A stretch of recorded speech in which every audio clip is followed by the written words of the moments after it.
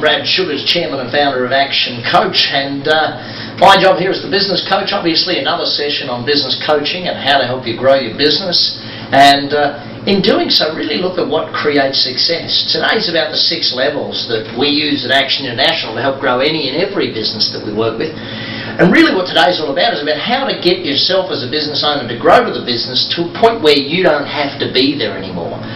It's one of those great things about companies that often, well, not often, in most cases eludes the business owner. How do you get yourself to a point where the business runs without you there? It's often such a mysterious topic that so many business owners think it's not possible, it can't possibly happen, how does it work? No, that's not the way. Well, I'm here to tell you and show you today really how we do that, because we've done it with hundreds and thousands of clients around the world, and as you know, at Action, we coach literally tens of thousands of business owners at any point in time.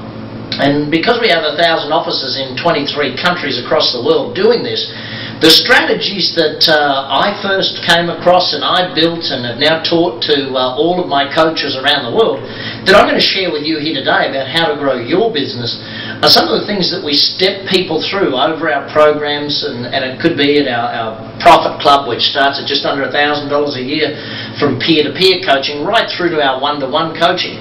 But really the goal today is to show you that path that you can follow to get yourself to a point where the business runs and the business works so you don't have to.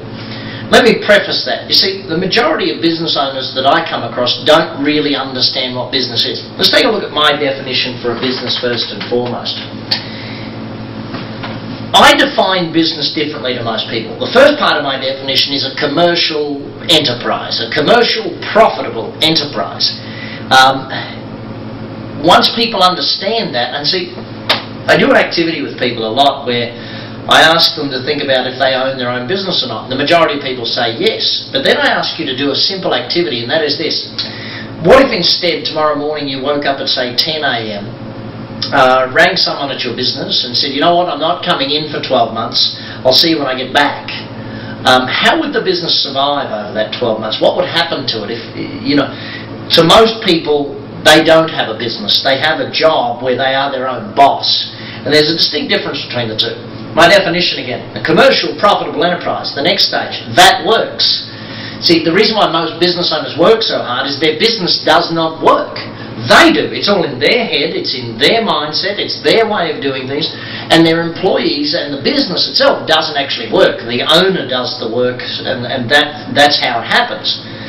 We then go to the next phase, a commercial profitable enterprise that works without me, or without you in your case. Ultimately, for it to be a business, we need to perceive it as something that runs efficiently, effectively, productively, whether we go in or not as the owner. You see, all of the shareholders of every major corporation in the world don't go into their office of that company every day. The people that own the business aren't there, the people that run the business are there, and the owners are somewhere else. And the challenge with small to medium-sized companies is that we don't have external shareholders. We don't have, see, you know, I think the simplest way I can put it is that the majority of people when they start their own company, they think, you know what, I'm smarter than my boss, I can do things better than my boss, and ultimately they think they're working for someone that really, they think they're working for an idiot. Then they go to work for themselves and realise, yes, it's true, now I work for a moron. You know, how did I get into this trap? How did I get trapped into this thing that I thought was going to give me more lifestyle, more money, better ways of living? Ultimately, they're trapped. Some people are making more money in their own business, but they're working 40, 60, 80-hour weeks, 100-hour weeks, 7 days a week. They're working crazy hours for the money they're making and the risks that they've taken. So today is really all about that. Keep back to that definition though, because the ultimate aim is to build that commercial profitable enterprise that works without you. And that's what life in businesses should really be about. How do we get there? Well, let's follow through the 6 steps. Remember that point on the bottom though. As the owner, your job is to ultimately just be working on the business, not in the business. So that's why most hairdressers that start a hairdressing salon, or most accountants that start an accountancy practice, or most electricians that start a contracting business, That's why most of them fail in business, because they're so busy doing the work of the business that no one's actually running the business. Keep that one point in mind as we go through the rest of what we're going to walk through today. Here are the 6 steps. Let me put them up on the screen for you. Stage 1 is mastery, or mastery, depending upon where in the world you are, you'll pronounce it a different way. What we're aiming to do there is really get the business under control.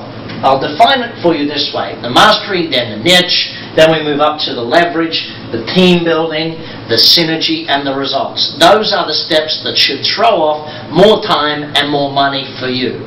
How we walk through those steps? Well, let's relate it back to my definition of a business so that you can truly understand where I get this from.